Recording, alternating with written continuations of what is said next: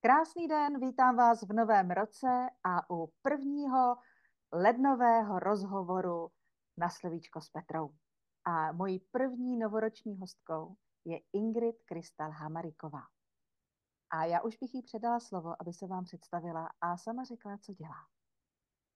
Ahojte všetci, krásny deň Peťa, požehnaný. To je taká podsta aj pre mňa, že môžem byť tým prvým hostom a otvárať tento dračí rok, osmičkový rok, pretože ten naozaj zo všetkých predpovedí a z takých očakávaní toho vývoja transformačného v Novej Zemi je naozaj takým zlomovým, prelomovým, transformačným pre to celé pole okolo nás. A ja tým, že som osmička, čo sa týka životného čísla, tak pre mňa to je také, že môžem vlastne aj v tých terapeutických veciach prizývať k sebe aj ľudí, ktorí nie sú osmičkoví, pretože ja to veľakrát tak mám tým, že robím s rodinnou systemikou a s celým systémom rodiny, teda nie len konštelačne, ale tak, aby boli zapojení všetci, ktorí ovplyvňujú tú bytosť, ktorá si ma našla, ktorá za mnou prišla ako prvá, že potrebuje niečo zmeniť alebo nejakým spôsobom podporiť. A ďalšia vec, ktorú robím pri tej práci s rodinami, je príprava na pôrod, celé sprevádzanie týmto obdobím a potom to prvé obdobie až do roku bábätka, zrodenie bábätka, zrodenie novej mamy a celej tej zmeny v tej rodine prenádhernej, tom, ako sa v tom usadia a aby ešte boli veľmi podporení a opečovávaní celá tá novozrodená rodina do toho roku bábätka, kedy ešte veľmi veľa vecí sa tam mení, transformuje, vyvíja, kedy tá mama naozaj nech je akokoľvek hrdinská a zvláda veci a nech má akúkoľvek veľkú, výraznú, nežnú podporu partnera, aj svojich rodičov, ešte stále potrebuje s niekým konzultovať veci, mať niekoho, komu sa môže zdôveriť, mať niekoho, kto ju podporí v tom, ako sa v tej chvíli práve má. Že je to v poriadku, že sa takto cítiť môže, že je to všetko OK. A potom robím veľké prechodové rituály, ale nie v tom zmysle, že naozaj si to ideme vystavať ako rituál, ale každá tá prechodová vec v živote každej bytosti, ak to tak cíti, a dá tomu tú posvetnosť a tú dôležitosť, je rituálom a je vykročením do novej éry života. A to robím buď tak, že vlastne máme niekoľko stretnutí a možností dlhodobého sprevádzania, väčšinou 9-mesačného, alebo aj ešte s takou odozvou a takým akože konzultovaním vecí a spätnou väzbou alebo len podporou a blízkosťou navzájom do toho roku. A je to z tej fázy, kde ten človek je, kde sa cíti v tom zámotku húsenice, kde sa cíti zakúklený, kde sa cíti ako keby v tom svojom vlastnom gordickom uzle, z ktorého nevie sa vymotať a nevie vykročiť, aj keď je pripravený, ale potrebuje podať ruku a počkať, kým ho proste niekto trpezlivo tam čaká a je tam s ním a komunikuje to a vyvedie, ale s tým, že u mňa to nie je vyvediem, že ja ukážem cestu, ale vyvediem a som tam a podporujem ťa v tvojich schopnostiach a podporujem ťa v tom, čo ty máš a čo už cítiš, vidíš, aby si naozaj cez to moje zrkadlenie a moju trpezlivú, láskavú prítomnosť a počúvanie, načúvanie ti nabral tú rozhodnosť a rozhodnutie, nabral tú istotu v seba a začal tie svoje dary, ktoré máš, ktoré vidíš, o ktorých vieš, používať. Aby to bolo naozaj, že ten človek sa spolieha na seba, že to, čo v ňom je a čo objavil, začne využívať a nezačne byť závislý na nejakom mentorovi, lektorovi, sprievodkyni, na niekom. Samozrejme to pôrodné obdobie a tá fáza toho naozajstného pôrodu je trošku inou záležitosťou, lebo tam fyzicky ten človek, keď sa dostáva do zmeneného stavu vedomia a podobne, potrebuje trošku niekoho racionálneho pri sebe ešte a tú podporu takú, že čo si zapýta, ešte aj fyzicky doniesť a podobne. Ale v tých prevodových obdobiach alebo transformačných u človeka, ktorý nie je v tomto rozpoložení fyzickom, tak je to naozaj na tom, že čakáme na jeho vlastné zdroje, jeho vlastnú energiu, kedy sa aktivuje a kedy sa on rozhodne ju používať a ideme a smerujeme ju presne tam, kde je tá jeho vízia a to jeho očakávané nejaké snaženie, videnie a podobne. A toto sa deje v prostredí Slovenska, Moravy, Čiech, ale deje sa to aj vo svete, pretože ja buď individuálne pre týchto svojich klientov, alebo potom v maličkých skupinách organizujem posvetné cesty počiatku a zrodenia na rôzne energetické miesta, najmä Egypt, ale je už rozpracovaná Južná Amerika, tohto roku v máji máme čisto ženskú skupinu v Španielsku, takže sú to veci, ktoré keď oslovia mňa a Zem si ma niekam volá a ja si to tam idem zažiť a preskúmať, tak potom už som pripravená tam zobrať ľudí, ktorí v tej chvíli nejakým spôsobom ku mne prídu, že si ich nejakým svojím zázračným vesmírnym vedením pritiahnem a sú pripravení naozaj pre takú zmenu, že opustím to, čo je tu na chvíľu, aby som naozaj našiel spojenie sám so sebou, napríklad v púšti, teraz mám na prelom februára a marca a toto stretnutie sa so samého sebou, alebo nájdenie cesty k sebe v púšti. A v Sahare si zrazu človek, keď sa stáva medzi tými miliardami zrniek piesku, súčasťou toho všetkého veľkého a rozplynú sa všetky tie jeho obmedzenia, hranice a vykročí ďaleko od toho, čo mal zažité, tak si naozaj nachádza inú cestu k sebe, dovnútra, nachádza si inú hĺbku seba, nachádza si istotu vo svojich daroch a v tom, čo vie a to, čo vidí a podobne. A to výjsť na tieto veľmi zvláštne miesta, nádherné, má veľké opodstatnenie. Už len to, že vykročím, že sa rozhodnem jednoznačne, lebo to začne už so mnou pracovať od momentu rozhodnutia a dohodnutia sa so mnou napríklad, že ide niekam. Ďalšia vec veľká je, že je to časová investícia, okrem toho rozhodnutia, ktoré už začína meniť veci. Nechávam to staré za sebou, nechávam všetky tie obmedzujúce veci fyzické doma a idem na miesta, ktoré ma naozaj obrovsky podporujú. Tou energetikou, tým čarom, tou mágiou, ktorá tam je v tom prostredí. A tá príroda a živly, lebo to sú naozaj útesy Algarve v Portugalsku a podobne, to sú miesta, ktoré sú tak zázračné svojou silou, prírodnou, vesmírnou, že tam nie je možné, keď sa už rozhodneš pre nejakú zmenu a pre niečo veľké, aby sa to neudialo. Lebo to rozhodnutie ide s tebou, ty si sa rozhodol, ty si tam vošiel a tá príroda a vesmír, ktorý to rozhodnutie podporuje, tam robia svoje. Sprievodkyňa tam robí svoje. Že naozaj tá malá skupina je tam tematicky vždy nejakým spôsobom veľmi prepojená a podporuje sa ešte aj navzájem. Děkuju, krásně si to popsala, ale já bych se vrátila na začátek, anebo bych to tak nějak jako shrnula. Co je to, co vlastně děláš? Kdyby si měla dát nějaký, nechci škatulkovat, krabičkovat, jako nálepkovat, ale přeci jenom ten, kdo tě vůbec nezná, teď může být trošičku zmaten z toho, co děláš, protože jsi mluvila nejenom o rituálech, o porodech, mluvila si o rozplynutí se v poušti. Ale tak co je to, co děláš? Láskavú sprievodkyňu a takú alchymistku, katalizátorku toho procesu nového počiatku v živote toho človeka. A toho objavenia, toho zázračného, čistého, posvetného, toho najviac úžasného, čo sa v jeho živote môže udiať. To, čo si želá a to, čo je podporené. Takže kdybych tomu dala já nějaký jméno, alchymistka počátku života člověka? Může to být i takto, ano. To je krásný. A jak jsi se k tomu dostala, nebo kde se objevila v tobě ta alchymistka?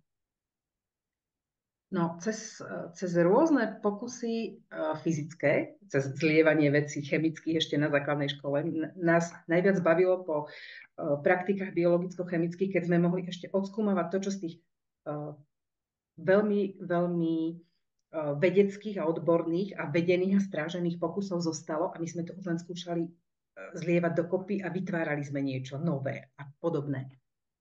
A samozrejme, že to, že som bola takou dušou triedy, dušou ulice a takou ako keby butľavou vrbou, ktorej dôverovali a za ktorou prichádzali už od detstva. To tam niekde bolo. A potom v tej svojej učiteľskej praxi som to cítila, že veci potrebujem, ja ich potrebujem robiť v tej triede inak. takže som si to celé inak žila, inak viedla, cez inú dôveru, cez inú radosť na hodinách a úsmevy a chechotanie sa a podobne. A mnohokrát som po rokoch prišla na to, že niekde na nejakom odbornom seminári niečo vysvetľovali, ako by sa to malo a mne tam doklaplo, ja aj preto to ja takto 20 rokov robím. Že ja som to vlastne nemala pomenované ako nejaké vedecké schémy odborné, ale žila som to.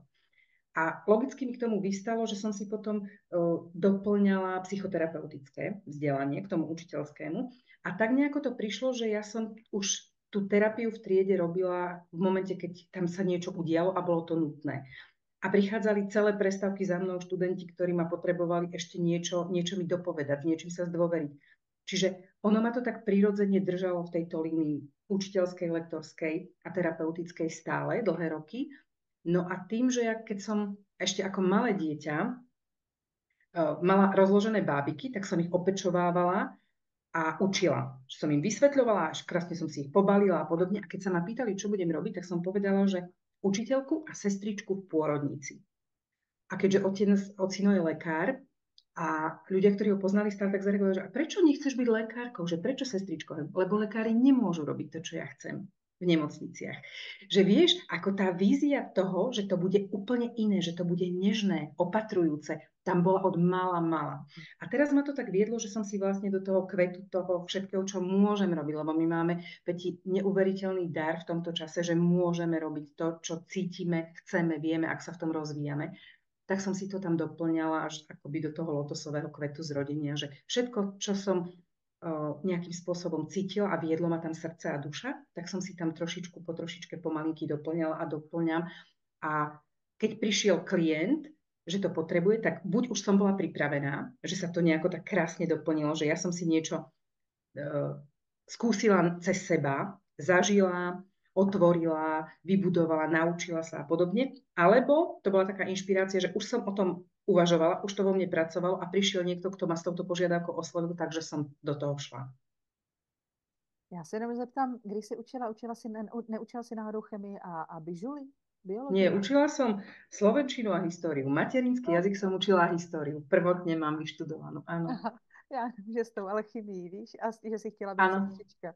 áno. Ještě k těm panenkám, opravdu jak si, kdo hraje s panenkama, ukazuje teda určitý životní rysy, nebo co z toho člověka bude. Áno, Co by si áno. řekla o mně? Já jsem dostala panenky a kočárek a nevěděla jsem, co s tím, tak jsem všechny panenky a plišáky naházela do kočárku a jezdila jsem s ním okolo baráku jako autobus a nakonec jsem je vyklopila.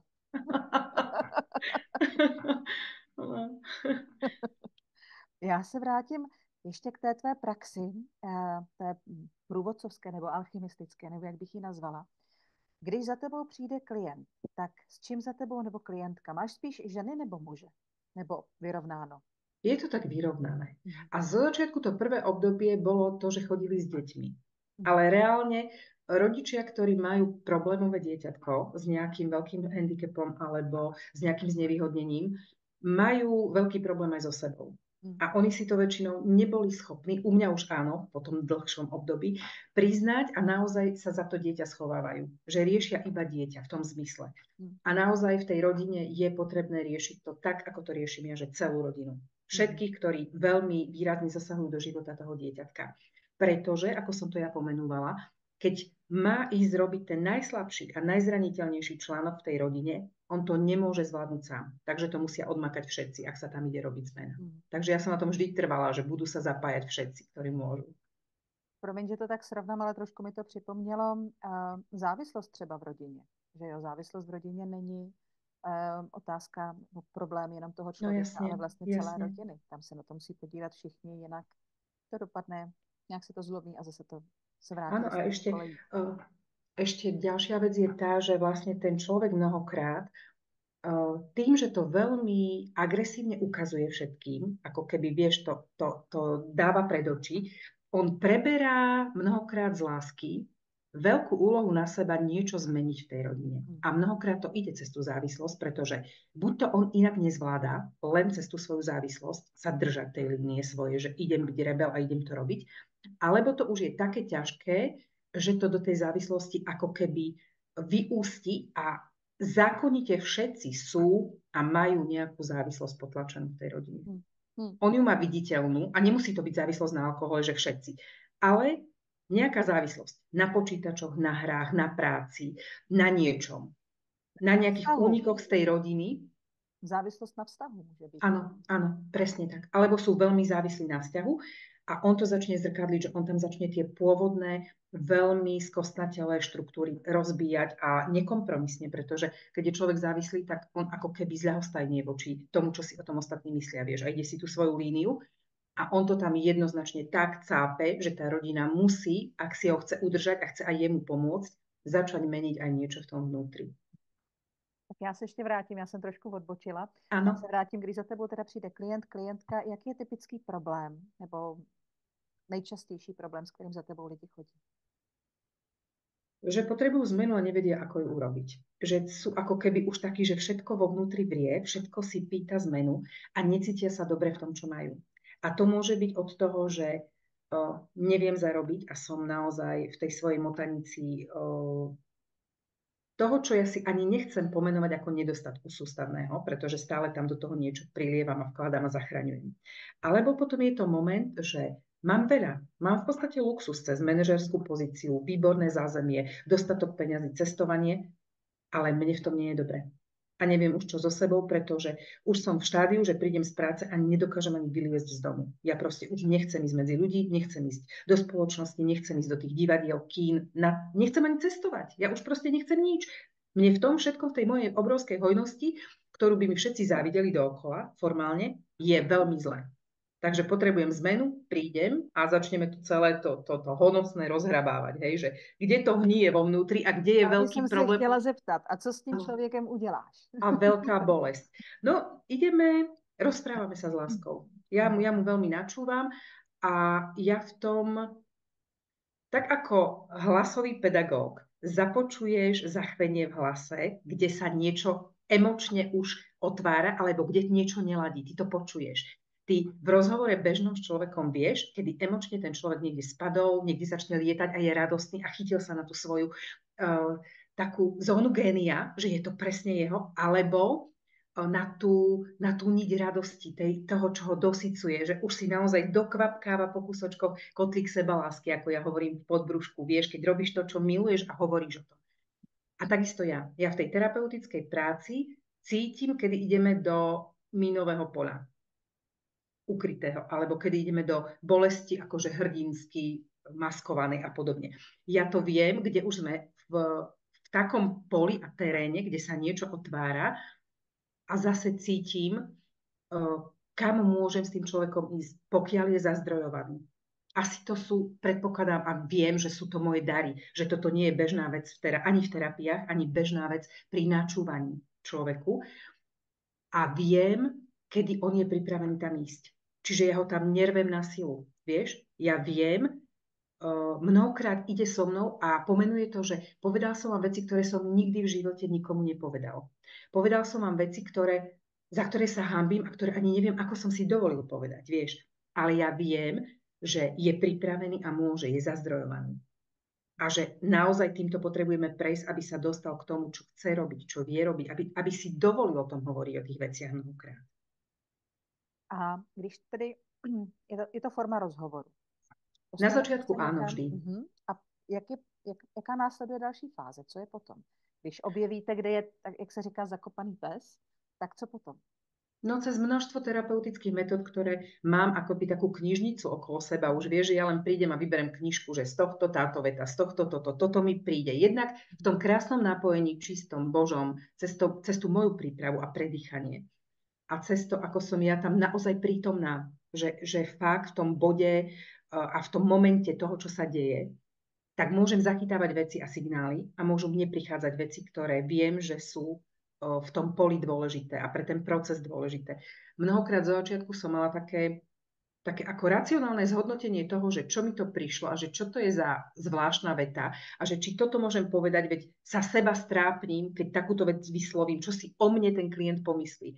Vieš, a toto rokmi sa to už absolútne rozpustilo. že ak to tam prišlo, je to dôležité a ja nemám prečo to vôbec posudzovať, hodnotiť, že už v momente, keď začnem o tom uvažovať, či to je dôležité a či to mám povedať, tak vlastne ako keby som na chvíľu odbehla z tej terapie, vieš, a odbehla z toho prítomného momentu. Čiže ja, ak mi to príde, tak nájdem správny moment alebo správnu chvíľu to tam zasadiť a opýtať sa a veľmi sa to deje. Ako to, čo mne nemusí dávať zmysel, je veta, ktorú mohla používať babička niekoho, alebo v detstve ju započul v momente, keď mu bolo strašne ťažko a jemu to spustí ten očistný proces a tú takú ťarchu, ktorá sa začne vylievať, vieš, a môže mi s ňou pomáhať a ide to.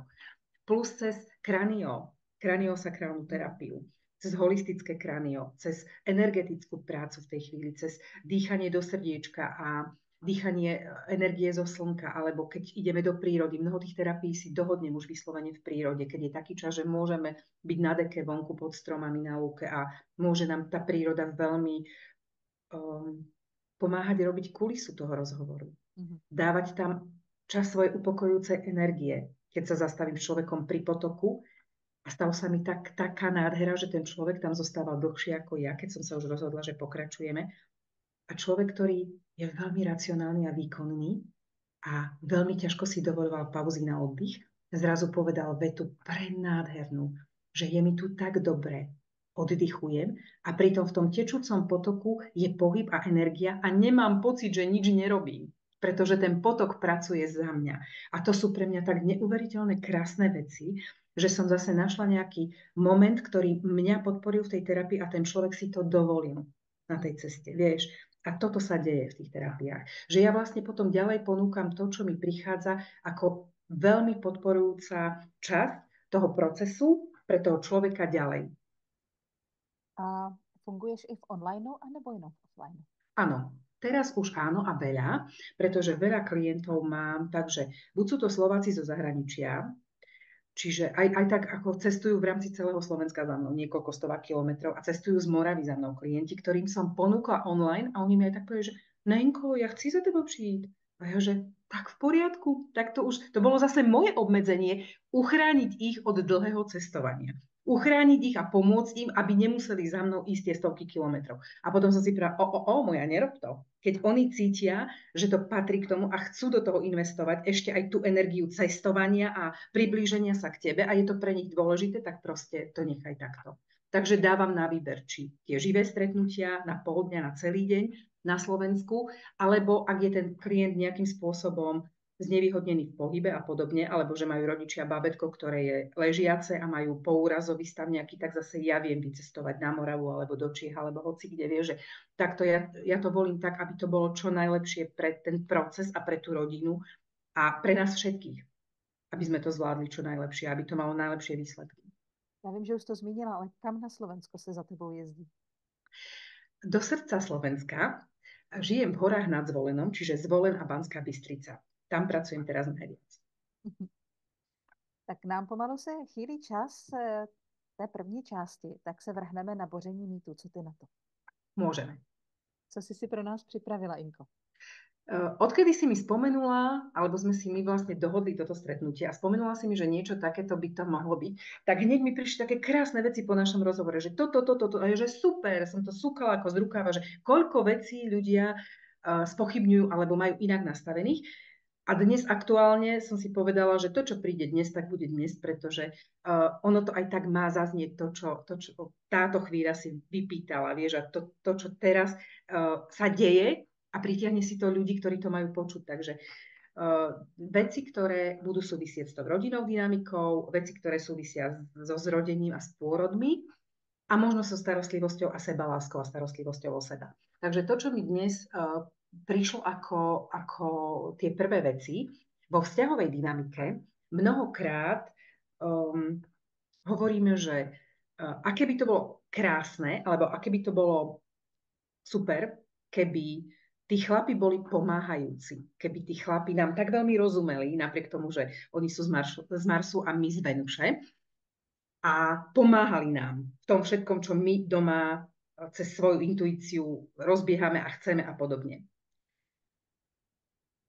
Ak to robí ten chlap, pretože cíti tú ženu a to veľké prepojenie a idú do toho spolu a on sa veľmi rád zapája do toho diania v rodine a príde a nejakým spôsobom už vie, ako môže pomôcť, pretože tú ženu pozná, tú partnerku pozná a vie, ktoré veci napríklad nerobí rada, kde je fyzická sila, kde on môže sa zapojiť a už len pohľadom si rozumejú a rozdávajú si tie úlohy v poriadku.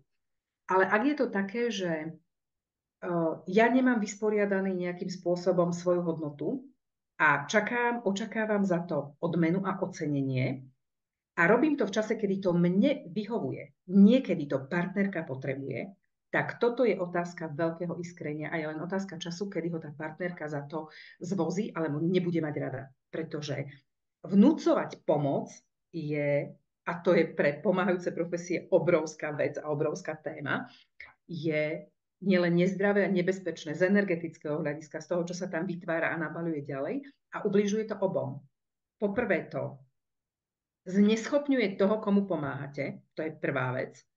Po druhé, ty si robíš energetický dlh, pretože očakávaš za to nejakú pomoc, nejaké ocenenie a ak sa ti nedostane, začneš byť nervný, že veď ti pomáham a ty ma za to ani nepochváliš, ty si na mňa za to nasrať. Ako rozumieš? Tam sa deje proste to, že si začneme prehadzovať to, že kto by mal čo urobiť. Namiesto toho, aby sme reálne tomu, kto potrebuje pomoc a má toho veľa, pomohli bez toho, aby sme za to niečo očakávali. A ono sa to v tom celom dianí vesmíru krásne niekde inde vráti nám, že zase my budeme podporení inokedy. Ale nemôže to byť robené s očakávaním v tej chvíli. Takže ak to partner robí, pretože teraz mám voľný čas, moja partnerka niečo robí, tak ja ju odsuniem a začnem napríklad, keď ona varí a ja jej bežne nepomáham, ale teraz mám voľnú sobotu a nudím sa a chcem byť s ňou a prídem a poviem jej, že daj mi to a zoberieme tú doštičku a začnem to krájať. Cítiš v tom napätie x krát. Poprvé, že prečo ty nerobíš nejakú mužskú prácu, prečo mne tu zavadziaš, prečo si sa ma neopýtal a nepozoruješ ma, či ja teraz potrebujem v tejto chvíli pomoc. A rozbil si mne koncept toho, že ja niečo robím a možno meditujem pri tom krájaní doštičky. Pri tom krájaní tej zeleniny na tej doštičke. Čiže veľa vecí sa tam už dostáva do napätia. No, u nás je to spíš... Pardon, že jsi do toho skočila, jsem si vybavila. U nás je to tak, že třeba řeknu, přijde za chvilku návštěva, pomož mi prosím tě s úklidem. Manžel řekne, no jasně. A jde vyklízet špajsku. No. A zase ešte ďalší mýtus, okrem toho, že pomáhajúci chlap je ten dobrý chlap. S týmto je prepojené to, že chlap, ktorý ma miluje, ma musí poznať a musí vedieť, čo ja chcem. Toto je, že že 3-krát obalené okolo planéty, že jaký to je nezmysel. Hodně naivní, to je hodně naivní. Áno, a úprimne aj ja som v tomto žila, že ak máš v sebe dobré dievča, ak si nádherne slušne vychovaný, ak si empatická veľmi, láskavá, starostlivá, tak budeš veľa ustupovať a chcieť pomáhať a v istom momente začneš očakávať, že keď ja rozumiem, ja cítim, ja som empatická, tak aj ten druhý, keď ma ľúbi, musí to cítiť, už musí vidieť, koľko robím pre ňo, aká som preťažená, koľko som si toho nabrala na seba. Nemusí. A ak si to ja nezapýtam, tak ma bude stále do nekonečna provokovať tým, že bude vegetiť vedľa mňa, keď ja toho mám veľa. Lebo to sú tie zákony vesmírne, že aby to dostal z teba to jadro, toto najhodnotnejšie, najlepšie, tak bude do toho v tých veľmi silných partnerských vzťahoch nejakým spôsobom ťukať. Stále. Bude ti dávať zrkadlo. A to zrkadlo nemusí byť zrkadlo, ako si naivne mnohokrát myslíme, že keď mne sa niečo deje, alebo niekomu druhému a pri mne, takže to je zrkadlo pre mňa, že aj mne sa to vnútorne deje. Mnohokrát áno. Môžem sa zamyslieť, kde ja sa potlačam, kde ja toto robím v sebe. Ale mnohokrát je to ako keby impuls, ktorý má tú druhú stranu mňa otočiť, dostať von, aby som ja videla, že ja to robím opačne, že ten extrém môj je iný. A príjmeť k tomu, že naozaj krásne slovne mu v tej chvíli poviem a poprosím ho, a zase to musí byť láskavé a musí to byť slušné, čo učím už deti, že urob to zo srdca, urob to láskavo, hovor za seba. Hovor vždy za seba. Ako nehovor mu, že ty mi tu sedíš a ja nestíham, ale prosím ťa, ja teraz nestíham. Vedel by si mi v niečom pomôcť? A dáš mu tam ešte navyše, okrem toho, že tam dáš svoju ženskú prosbu, odhalíš svoju zraniteľnosť a nehu a krehkosť, Dáš mu tam veľký priestor možností, aby on ako muž si vedel vybrať, v čom ti ide pomôcť, ale zase z druhej strany tam potrebuješ tú empatiu a to cítenie a poznanie ženy, že viem, že toto je pre teba ťažké, toto nemáš rada, tak s týmto by som ti chcel pomôcť. Vieš? O tom by se dalo povídat dál a dál, Inko, ale nám běží čas a máme ještě 2 mýty před sebou. Áno, Tak, áno. teď A už už sme vlastne 2 stručněji. povedali, ale ešte môžeme. Čo sa týka pôrodov, tam mnohokrát a mnoho veľkých vecí na celý život zranení a násilných vecí sa deje ešte stále v zdravotníckých systémoch. Na druhej strane, ak si aj tá žena už vedomo nastaví to, čo potrebuje pri tom pôrode a ten pôrod nádherne prebehne a dokonca si zapýta od toho personálu zdravotného alebo od partnera to, ako potrebuje byť podporená, že už prejdeme z toho prvého mýtu do toho, že máme to v tom vzťahu krásne vypovedané a tá žena si dokáže zapýtať, čo potrebuje. Nie je pravdou, že všetko končí a to najdôležitejšie sa zomelie iba v tej chvíli pôrodu a zrodenia a že je všetko absolútne vyhrané, keď ten pôrod prebehne luxusne a krásne, ako v zmysle zdravého, bezpečného, láskavého pôrodu a zrodenia. Je to tá najdôležitejšia brána, ktorou prechádzame, aby bola otvorená, aby sa žena cez svoje zranenia neuzatvárala a nebránila tomu životu prejsť a zrodiť sa skrze ňu. Ďalšia vec je ale veľmi dôležitá, že po tomto obrovskom procese má v rukách novonarodené bábätko a máme novonarodenú ženu. Ak sa nespráva v tom nasledujúcom období k nej jej okolie podporujúco, láskavo, krehko, ako k novonarodenej žene a k malilinkému, krehulinkému stvoreniu a nepodporujú ju, tak to sú zranenia na celý život a obmedzenie na celý život. A príde o energiu, ktorá je z pôrodu absolútne kozmická. Ona ju ako keby si nevie udržať, hej? Rozhádžajú ako keby v guličkách do každého momentu záťažového, do každej náročnej situácie. A nemôže jej zostať na celý život pre ňu a pre bábätko a pre tú rodinu, ak ju v tej prvej chvíli toho 6. nedelia nepodporí jej vlastná rodina, jej partner a nie je v tichu s tým bábätkom sama, že si nacítia seba, hrajú sa, vytešujú sa s láskavosťou a partner tam má byť ten, kto tú rodinu ochraňuje pred návštevami, pred svokrami, pred mamami, pred tetkami, pred všetkými, ktorí tam úplne vazalsky a nejako koubojsky vpália do tej rodiny a do toho ticha, do tej jemnosti. A to teraz nehovorím, že by sa to vôbec nemalo diať, ale mala by to riadiť žena a bábätko. Ona by nemala tam byť pre návštevy a rozdávať sa. A ak niekto do tej rodiny príde, tak by to nemalo byť preto, že chcem si ukradnúť bábätko a ty si zatiaľ porod. Pretože to je znova ten model, kedy ukazujem žene, že je neschopná, že bez toho, aby som jej zobral dieťa, si nevie ani upratať a dávam tam spústu veľkých otáznikov a spústu veľkých ako keby výčitiek a neviem čoho. Povšimnutí si toho, čo nie je urobené. Úplne inak to vyzerá, keď ja dám mamine priestor, nech sa hrá s bábätkom a nech si užívajú seba a ja prídem a donesiem navarený vývar. Vieš, a opýtam sa, že môžem ti niečo cestou na budúce kúpiť, urobiť nejaký nákup, čo by si potrebovala. Môžem ti pomôcť ubiť riad, alebo môžem ti naváriť doma, na čo máš chuť. A zase, musí to byť povedané spôsobom, že tá žena sa v tom cíti dobre, že je to naozaj ponuka, ktorej dôveruje, že tento človek sem naozaj prišiel a chce to pre mňa urobiť. Vieš, a aby to nebolo, že zoberiem jej bábätko a medzi tým, ako ty si tu niečo urob. Ty unavená, nevyspatá, si tu upratuj. A ja sa budem hrať s tvojim bábätkom. Vieš, pretože toto, už cítiš to, že to je ako keby pocit nebezpečia, ohrozenia, že prečo mi to robia. A potom začne aj pri tom upratovaní, aj pri čomkoľvek ten mechanizmus hlavy, že áno, ale teraz by som mala byť so svojím bábätkom a s tou návštevou. Teraz by som mal oddychovať, teraz by som mal robiť 1000 vecí a oni mi tým asi dali najavo, že tu nemám upratané, že niečo nemám, keď to mám robiť a oni mi strážia bábätko. Vieš, ako teraz to trošku nadhrávam herecky do extrému, ale já aby jsem to tí zažila ľudia něco, zacítili a započuli. No, já jsem zažila něco podobného, když se táda se narodil vlastně 6 týdnů před Štědrým dnem. Na Áno. Štědrý den jsme byli u mý nevlastní tchýně a tchána a táduška brečel a jak já jsem ho chovala, přišla moje nevlastní tchýně, sebrala mi ho a řekla, prosím tě, dej mi ho a jdi si odpočinout. A ten táda řvala samozřejmě, jak já si můžu odpočinout, jsem v cizím prostředí, No moje dítě řve. jasne. A bylo mi Áno, řečeno, že jsem hysterická matka, že jo. áno, áno. A hlavne, ako teraz nech to radšej počúvajú tí, ktorí chodia na tie návštevy. Proste tam neísť s tým, že si idem niečo hodnotiť, idem vyjadrovať svoje odborné názory na to, ako to ona doma má a ako by to mala mať. Každý to má tak, ako to potrebuje a mal by to mať tak, ako to cíti, potrebuje, ako ho to podporuje, ako je mu v tom dobre, ako je to láskavé pre ňo a naplňajúce.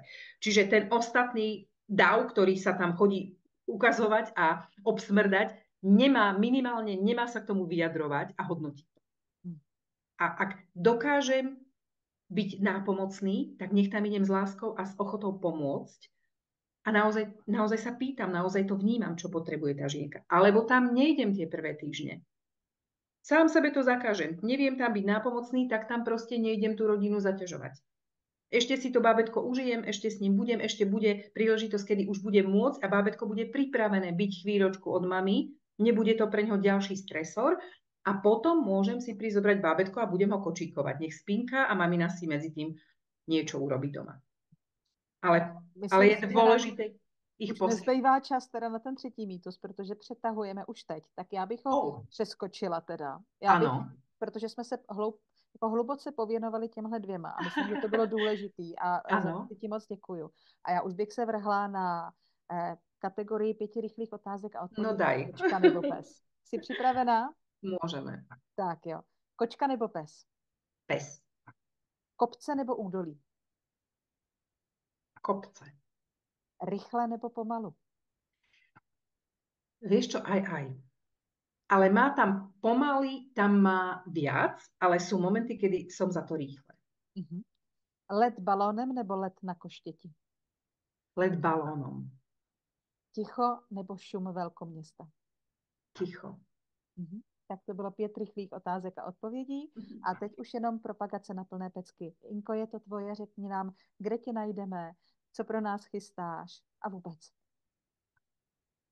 No, prerábame si webovky, takže chvíľočku tam ešte bude to nové, čo sa tvorí, ale webovky sú ingridkrystal.sk.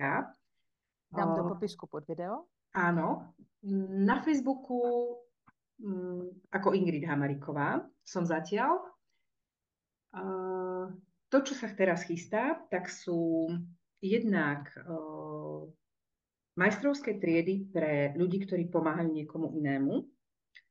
To je vlastne polročný podporujúci program, kde každý sa rozvíja z toho bodu, kde je a v tom, čo potrebuje.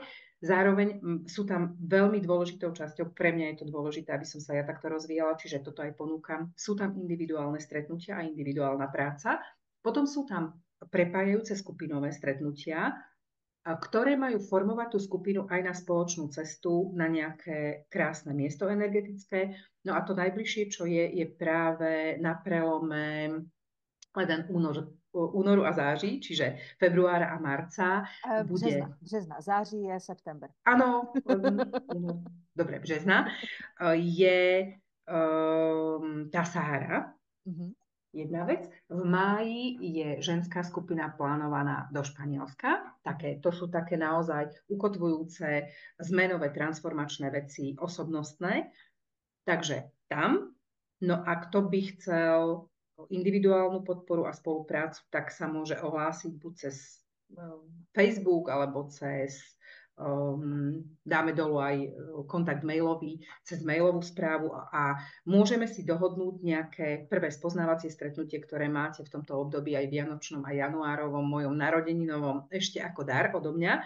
A potom sa uvidí vlastne, čo ja tam budem vidieť, alebo čo sa mne bude ukazovať ako možnosť spolupráce a kde vy sa budete chytať, že naozaj pre vás to je to prínosné a to, po čom ste už v takýchto základných rozhovoroch a stretnutiach so mnou zatúžili a môžeme si nastaviť to, kam nás to povedie spoločne. Já ti moc děkuju, Inko, a čas se naplnil. Bylo mi ctí tě tady mít. Kecala bych s tebou ještě další hodinu. Asi si tě budu muset pozvat ještě jednou. Ďakujem, Peti, aj za pozvanie, aj za to, že robíš takéto krásne veci. Děkuju. A s vámi se zase těším u dalšího Na slovíčko s Petrou. Mějte se krásně. Ahojte. Naschledanou. Pekný deň.